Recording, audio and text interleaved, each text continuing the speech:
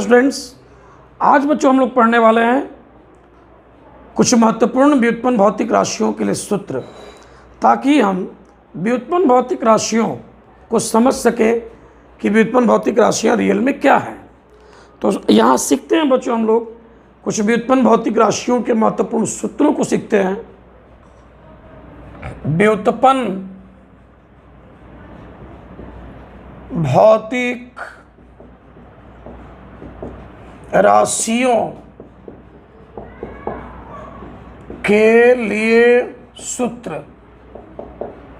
इसको जान लेने से क्या होगा, हम लोग मात्रक लिखना हम लोग के लिए आसान हो जाएगा।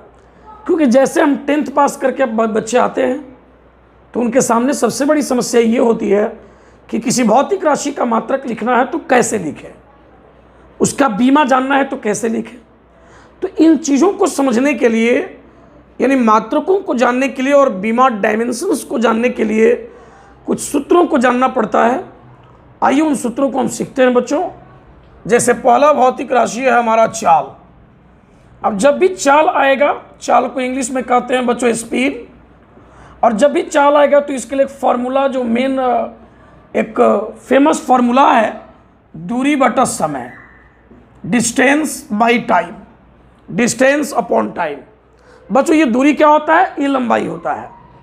तो जब भी हमको अगर चाल की माप करनी हो तो ये लंबाई और नीचे समय, लंबाई और बटा समय, लेंथ बाई टाइम का उपयोग करके हम चाल को माप सकते हैं। चाल का बीमा निकालना होगा बच्चों, स्पीड का डायमेंशन निकालना होगा, तो बच्चों लेंथ का और टाइम का डायमेंशन निकाल करके हम इस चाल का भी हम डायमेंशन निकाल सकते हैं। इसी तरह से बच्चों अगर हम बात करें डिस्प्लेसमेंट का, विस्थापन की अगर बात करते हैं तो विस्थापन की अगर बात करें तो विस्थापन, डिस्प्लेसमेंट की अगर बात करें तो हमारा जो डिस्प्लेसमेंट होगा ये हो जाएगा आपको जो है बच्चों, अब यहाँ विस्थापन की बात करते एक तरह का लंबाई होता है, ये लंबाई होता है विस्थापन। दूरी भी एक प्रकार की लंबाई होती है, इसको हम नंबर में नहीं कर रहे हैं बल्कि हम विस्थापन को लिख दे रहे हैं कि एक प्रकार की ये लंबाई है। एक्चुअल में परिभाषा क्या है बच्चों कि किसी वस्तु के प्रारंभिक स्थिति से अंतिम स्थिति के बीच के न्यूनतम दूरी को विस्थापन कहते हैं, और वो भी एक प्रकार की लंबाई है। और याद रखिए कि दूरी भी एक प्रकार की लंबाई है। ये चीज़ें हम लोग को याद रखना है दूरी और विस्थापन के बारे में, चूँकि ये चीज़ें आपको जानना जरूरी है। ये भी एक प्रकार की लंबाई को ही बतलाता है।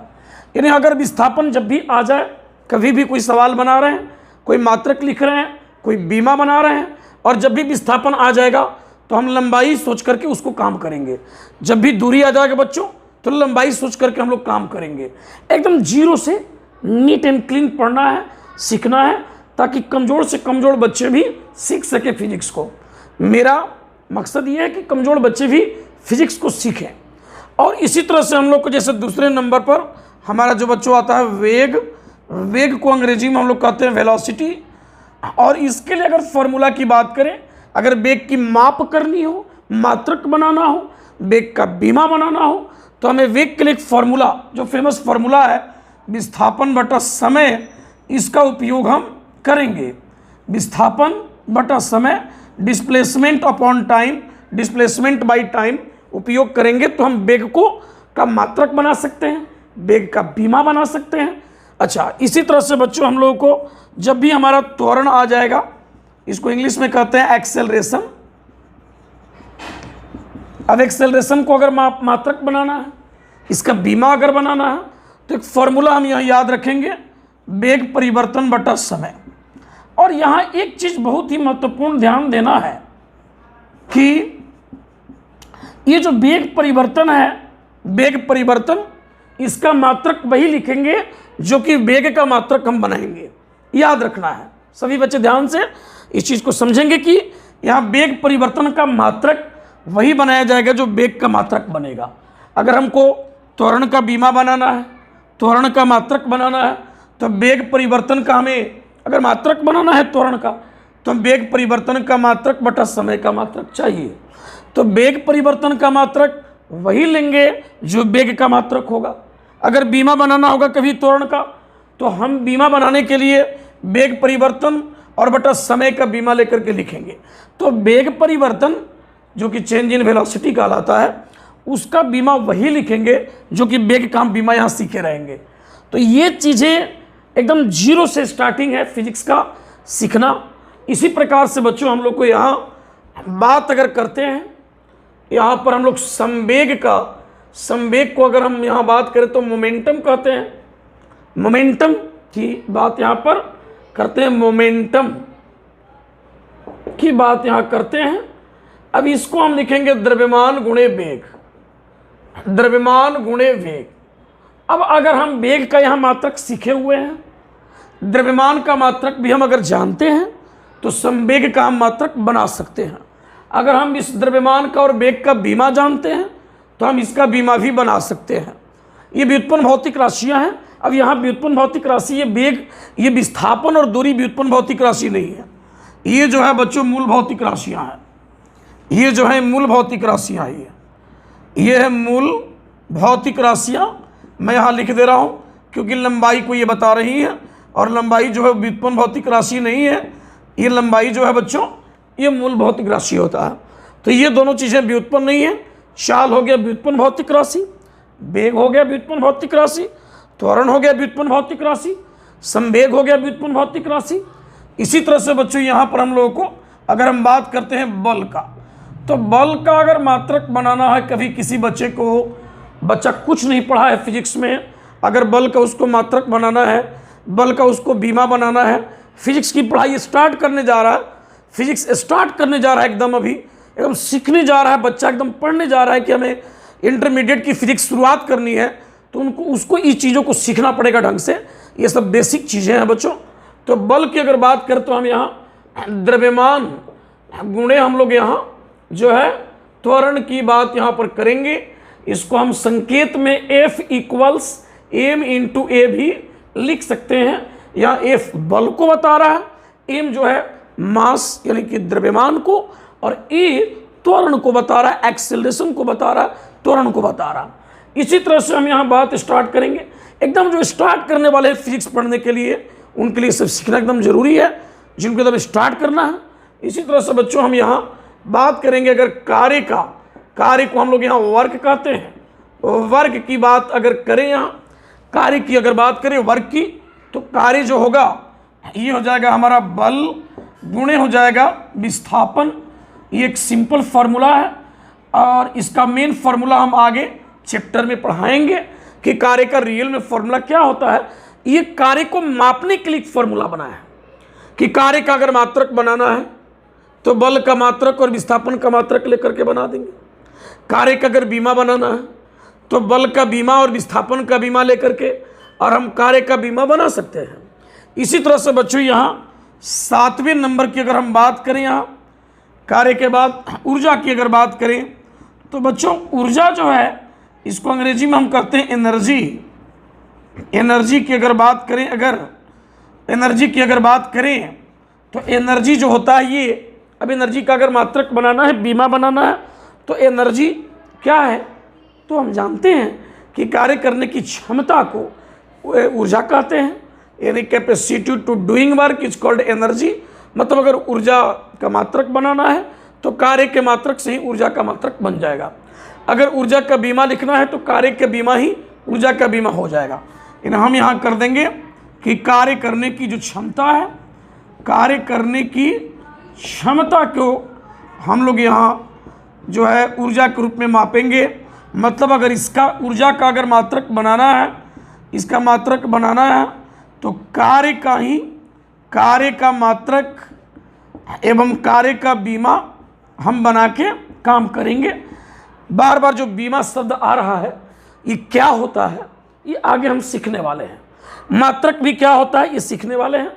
मतलब जो कुछ हम ऊर्जा का करने वाले हैं, वो जो कुछ भी निकालने वाले हैं मापने के लिए, मेजर्ड करने के लिए, उसको समझने के लिए, वो कार्य को लेकर के ही समझेंगे। तो एक बार इन चीज़ों को सब बच्चे नोट्स बनाएंगे और ढंग से इन चीज़ों को लिखेंगे, तभी फिजिक्स को समझ पाइएगा। ये फिजिक्स को स्टार्ट करने का एक तरीका है कि आप स्टार्ट कैसे कीजिएगा।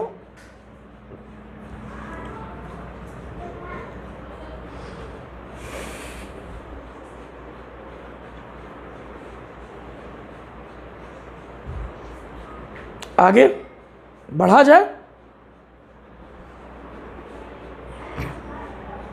आगे बढ़ते हैं बच्चों। वीडियो को पॉज करके रोक करके आप नोट्स बनाते रहेंगे।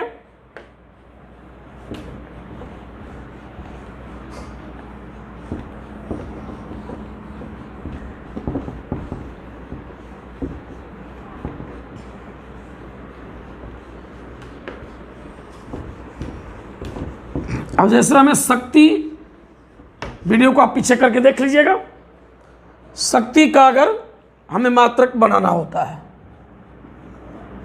शक्ति, पावर, बीमा बनाने के लिए बोल दे, मात्रक बनाने के लिए अगर बोलेगा तो फॉर्मूला, जो एक फेमस फॉर्मूला है, कार्य बटा समय, इसका उपयोग करके हम लोग काम करेंगे। एकदम सीखने वाला चीज़ है, एकदम स्टार्टिंग से, जीरो से।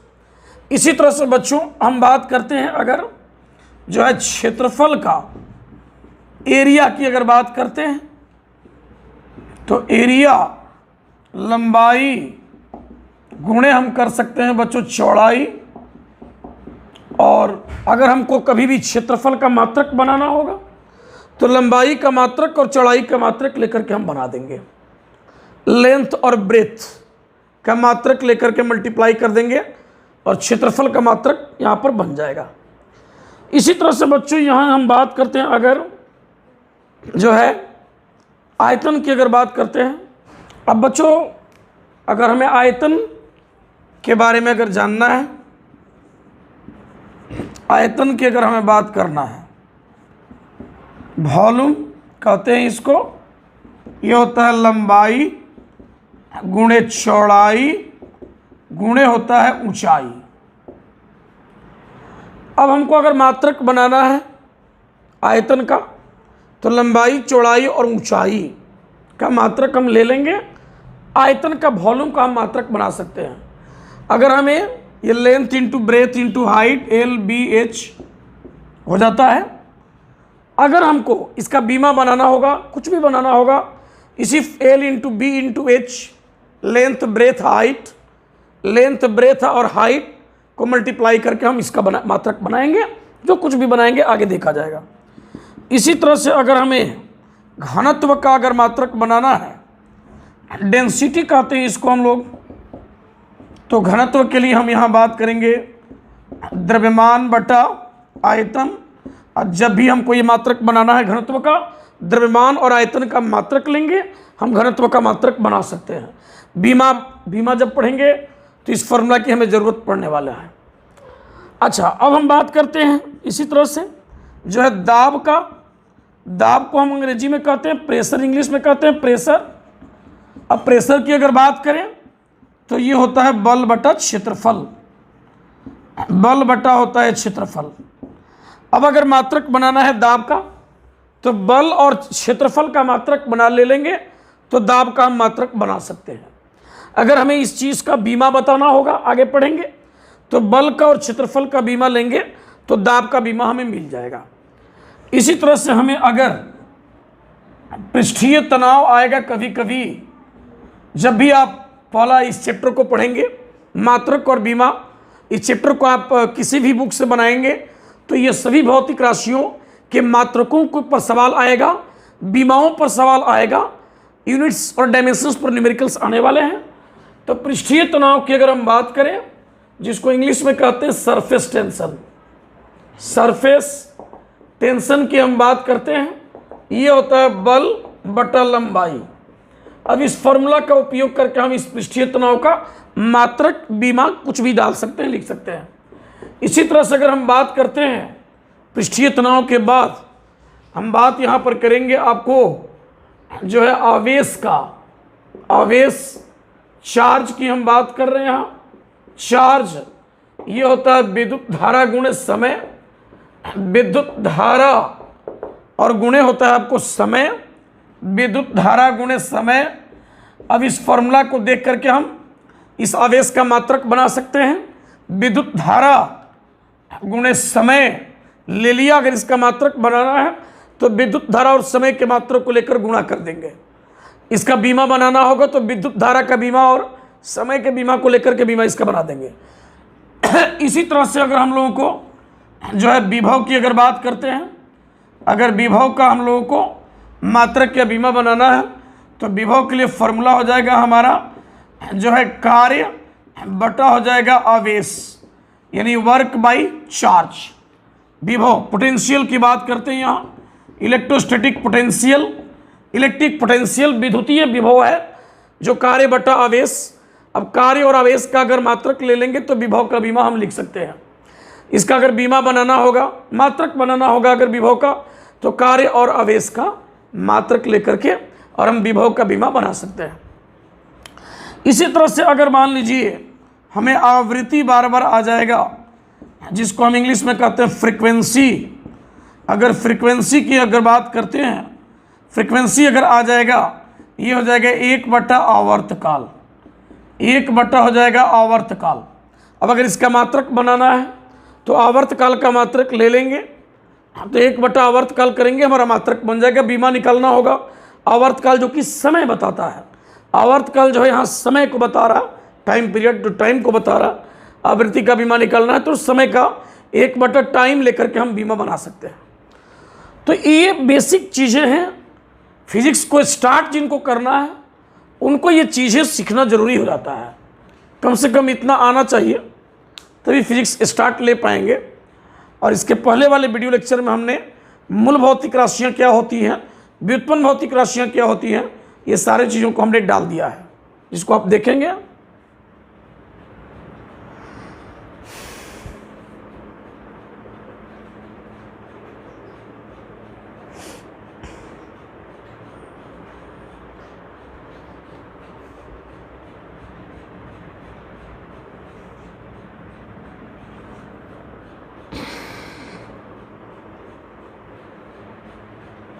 अब हम लोग मात्रकों के बारे में पढ़ेंगे। यूनिट्स, मात्रक, इकाई भी उसको कहते हैं। यूनिट्स, मात्रक के बारे में पढ़ेंगे, इसको मिटाते हैं और आगे बढ़ते हैं।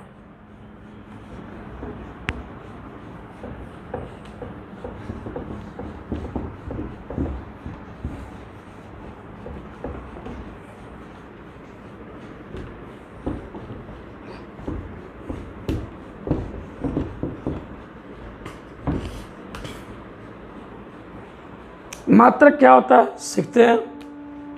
यूनिट्स क्या है मात्रक, यूनिट्स इकाई भी कह सकते हैं। यूनिट किसी भी भौतिक राशि को मापने के लिए एक स्टैंडर्ड वैल्यू, एक मानक मान को चुना जाता है ताकि हम उस भौतिक राशि को माप सकें। उसी भौतिक राशि का एक मानक चुना जाता है। अब ये मानक क्या होता है भाई, और उस मानक को ही मात्रक कहते हैं। ये मानक है क्या? जैसे अगर हम कहते हैं कि एक व्यक्ति का ऊंचाई, एक व्यक्ति का हाइट जो है, अगर हम कहते हैं कि एक व्यक्ति का हाइट 6 फीट है। अब यहाँ जो फीट है, फुट जो यहाँ देख रहे हैं, ये फुट एक लंबाई का एक मानक मान है, स्टैंडर्ड वैल्यू। एक ऐसा मान है ये फुट जो पूरे वर्ल्ड में, पूरे अंतर्राष्ट्रीय स्तर पर एक निश्चित लंबाई है। 1 फुट की लंबाई पूरे वर्ल्ड में वो उसकी मान्यता प्राप्त है। वो चेंज नहीं हो सकता है, बदल नहीं सकता है, मतलब डेफिनिट है वो मान, निश्चित मान है और बदल नहीं सकता है। हम कहते हैं कि एक सड़क की लंबाई मान लीजिए कि 100 मीटर है, तो यहाँ जो मीटर की बात हो रही है, मीटर, ये लंबाई का मानक मान हो गया। ये मीटर जो हो गया लंबाई का एक मानक मान हो गया। मतलब 1 मीटर एक ऐसा लंबाई है, एक ऐसा निश्चित लंबाई जो अंतर्राष्ट्रीय स्तर पर स्वीकृत है, एक्सेप्टेड है, इंटरनेशनली एक्सेप्टेड है। एक लंबाई ही है 1 मीटर जो इंटरनेशनली एक्सेप्टेड है।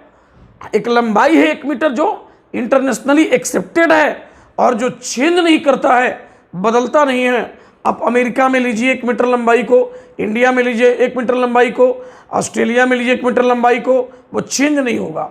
वो एकदम फिक्स होगा कि इतना लंबाई 1 मीटर है तो है, और वही 1 मीटर लंबाई यहाँ मानक मान हो गया। और तब उस मानक मान से हम इस सड़क की लंबाई को मापने के लिए सड़क की पूरी लंबाई का तुलना कर देते हैं। हम कहते हैं सड़क की लंबाई 100 मीटर। इसका मतलब क्या हुआ? अगर सड़क की लंबाई 100 मीटर है, मतलब 1 मीटर जो हो गया ये मानक मान हो गया, ये हो गया मानक मान, 1 मीटर मानक मान हो गया, जिसको मात्रक कहा जाएगा। इसी चीज़ को कहा जाएगा मात्रक। और अब हम इस मात्रक से, इस मानक मान से पूरी लंबाई की तुलना कर दिया हमने, और पाया कि हमारे मानक मान की तुलना में ये सड़क जो है 100 मीटर लंबा है, यानी 1 मीटर की तुलना में 100 मीटर लंबा है, यानी उसी का, इसीलिए हम यहाँ 100 मीटर कह रहे हैं। तो ये मानक मान जो होता है, ये जो मानक मान होता है, इसी को हम लोग मात्रक कहते हैं। कोई भी मानक, कोई भी मान मानक मान नहीं हो सकता है। जैसे अगर हम कहते हैं कि चलिए हमको इस घर के दीवार की लंबाई को मापना है, इस बोर्ड की लंबाई को मापना है, हमारे पास मापने के लिए यहाँ पर कोई स्केल नहीं है, कोई फीता नहीं है, कोई मीटर नहीं है, तो कैसे मापें? मान लीजिए इस मार्कर को हम ले लेते हैं। अब इस मार्कर से हम बोर्ड की लंबाई को हमने मापा है। अब बोर्ड की लंबाई को मार्कर से मापा, और मान लीजिए कि 20 मार्कर की लंबाई के बराबर आया, तो बोर्ड की लंबाई हम क्या लिखेंगे?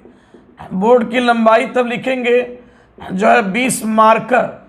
अब 20 मार्कर जो हमने लिखा यहाँ पर, अब मार्कर क्या है?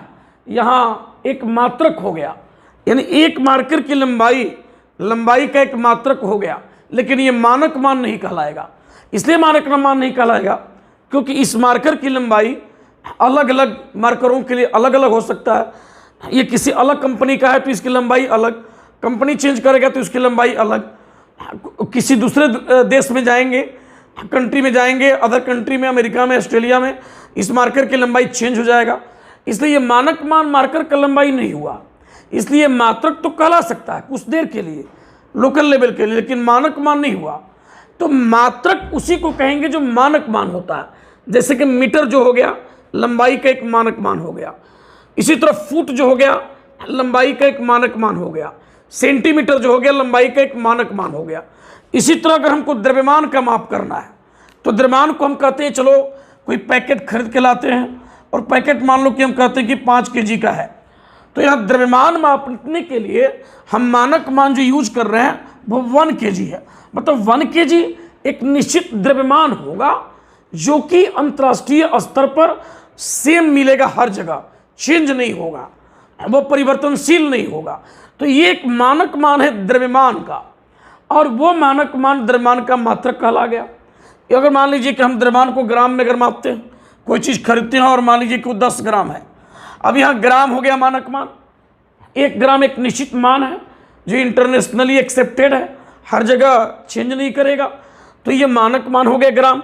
किलोग्राम ये द्रव्यमान का मानक मान, द्रव्यमान का मानक मान।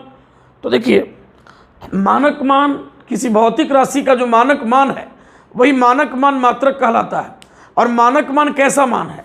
तो मानक मान वह मान है जो निश्चित बेसिक होता है, मतलब आधारभूत होता है, ताकि हम उस मानक मान को लेकर के और उसी प्रकार के राशि को माप सकते हैं, तो उसको बेसिक भी कहा जाएगा। मतलब डेफिनिट, बेसिक, और तीसरा उसमें प्रॉपर्टी ये है कि दैट इज इंटरनेशनली एक्सेप्टेड, यानी वह अंतर्राष्ट्रीय स्तर पर मान्यता प्राप्त मान है, अंतर्राष्ट्रीय स्तर पर स्वीकृत मान है, और उसी मानक मान को मात्रक कहा जाता है। किसी भी भौतिक राशि के मानक मान को ही मात्रक कहते हैं। कोई भी मान लेकर के हम मात्रक नहीं बना सकते हैं। मान लीजिए किसी खेत की लंबाई को मापते हैं, गांव देहात में एक बड़ा सा लग्गी ले लेते हैं और लग्गी से हम लंबाई को लगते हैं मापने, तो वो मात्रक नहीं हुआ लंबाई का, क्योंकि वो मानक मान नहीं है। वो एक लग्गी की लंबाई जो है वह अलग अलग गाँव के लिए अलग अलग हो सकता है, अलग अलग डिस्ट्रिक्ट के लिए अलग अलग हो सकता है, तो अलग अलग कंट्री के लिए तो होगा ही अलग अलग, इसलिए वो मानक मान नहीं हुआ। वो एक लंबाई का मात्रक कुछ देर के लिए लोकल हो गया, लेकिन वह मात्रक नहीं हुआ। यानी अगर आप मात्रक की बात करते हैं तो मात्रक क्या है? किसी भौतिक राशि का मानक मान उसका मात्रक कहलाता है जो निश्चित, आधारभूत और अंतर्राष्ट्रीय स्तर पर स्वीकृत मान होता है, यानी जो बदलता नहीं है और जिसको लेकर के हम उसी तरह की राशि को माप सकते हैं, तो उसको बेसिक कहा जाएगा। और जो अंतर्राष्ट्रीय स्तर पर हर जगह जो है एक्सेप्टेड वैल्यू है, स्वीकृत मान है तो उसको हम लोग मात्रक कहेंगे। तो यह मात्रक की अगर परिभाषा हम दें, अगर मात्रक को अगर हम परिभाषित करें कि मात्रक है क्या, तो मात्रक को हम इस प्रकार से परिभाषा मात्रक का दे सकते हैं। सीखने के लिए एकदम जो जीरो से स्टार्ट करेंगे मात्रक को जानने के लिए, तो सबसे पहले तो हम ये कहेंगे कि किसी भौतिक राशि के मानक मान को मात्रक कहते हैं। किसी भौतिक राशि के मानक मान को उस भौतिक राशि का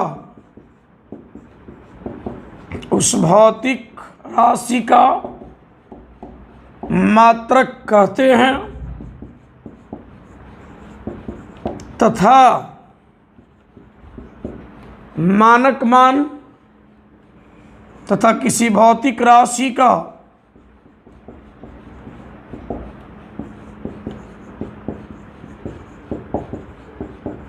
मानक मान वह मान है जो निश्चित आधारभूत एवं अंतर्राष्ट्रीय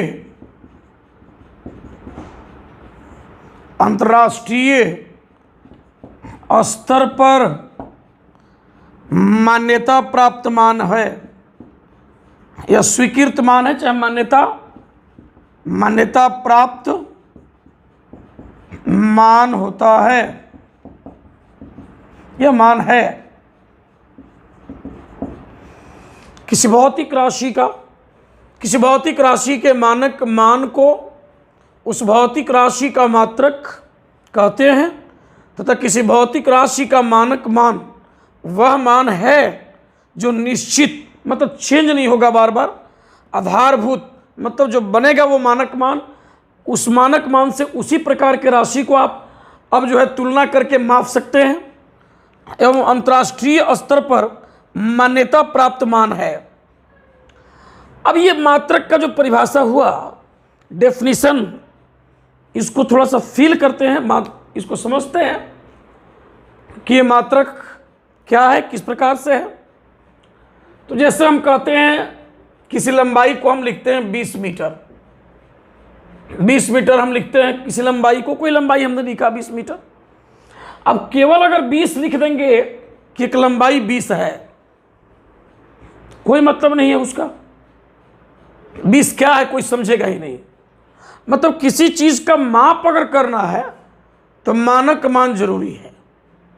अब अगर मान लीजिए सेंटीमीटर लगा दीजिएगा तो 20 सेंटीमीटर एक मान हो गया लंबाई का। तो लंबाई का मान कैसे पता चल रहा है? इस मानक मान को देख करके। ये सेंटीमीटर यहां मानक मान हो गया, यही तो है मात्रक, इसी को मात्रक कहेंगे। ये सेंटीमीटर जो मात्रक हो गया यही हो गया, सेंटीमीटर मात्रक हो गया। अगर मान लीजिए हम 20 मीटर लिख देते हैं तो यही तो है मात्रक मीटर। अगर हम 20 जो है फुट या किलोमीटर मान लीजिए लिख देते हैं, ये मानक मान हो गया, ये मात्रक हो गया। किलोमीटर लंबाई का मात्रक हो गया, एक मानक मान हो गया। मीटर एक मानक मान हो गया, सेंटीमीटर एक मानक मान हो गया। तो ये मात्रक होते हैं, ये जो मात्रक बनाए जाते हैं मानक मान को लेकर, ये बदलते नहीं हैं, इसलिए इनका नाम है मानक मान।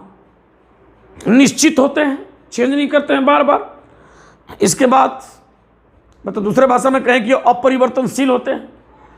इसके बाद ये बेसिक होते हैं, मतलब ये लंबाई अगर 1 मीटर हमको मिल गया कि 1 मीटर लंबाई इतना बड़ा है, तो अब हम उससे किसी भी बड़े लंबाई को तुलना करके माप सकते हैं, तो इसलिए वो बेसिक हो गया। और तीसरी बात कि अंतर्राष्ट्रीय स्तर पर स्वीकृत मान को ही हम मानक मान कहते हैं। अंतर्राष्ट्रीय स्तर पर मान्यता प्राप्त मान होता है। मान्यता प्राप्त मान, किसी भौतिक राशि का मानक मान वह मान है जो निश्चित आधारभूत एवं अंतर्राष्ट्रीय स्तर पर मान्यता प्राप्त मान होता है। यहां पर हम ये बात दिमाग पर रख सकते हैं ये सब मानक मान लिखे गए हैं।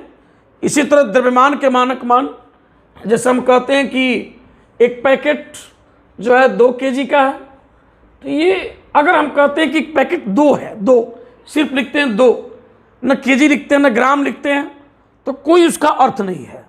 लेकिन अगर हम 2 ग्राम या 2 kg डाल देते हैं, मानक मान को अगर लिख देते हैं, तो हमें पता चल जा रहा है कि हम उस पैकेट के द्रव्यमान को लिख रहे हैं और यहाँ मानक मान हमारा kg हो गया। ये किलोग्राम एक मानक मान है, द्रव्यमान का ही मान है।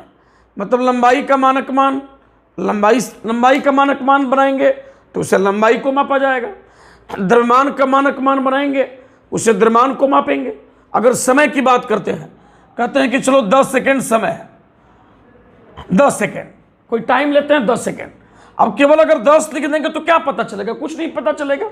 अगर 10 सेकेंड ले लिया तो हमें पता चल रहा है कि यहाँ यहाँ समय का जो मानक मान है, समय का जो स्टैंडर्ड वैल्यू मानक मान, वो सेकेंड हो गया मानक मान ये।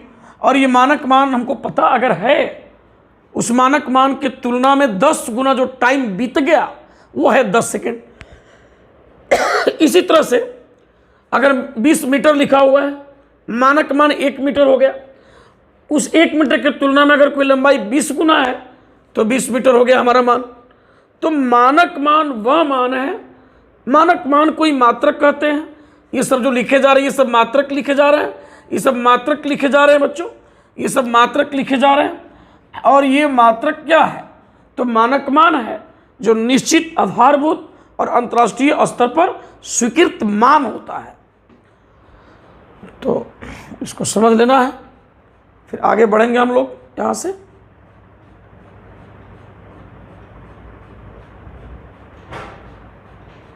धन्यवाद बच्चों।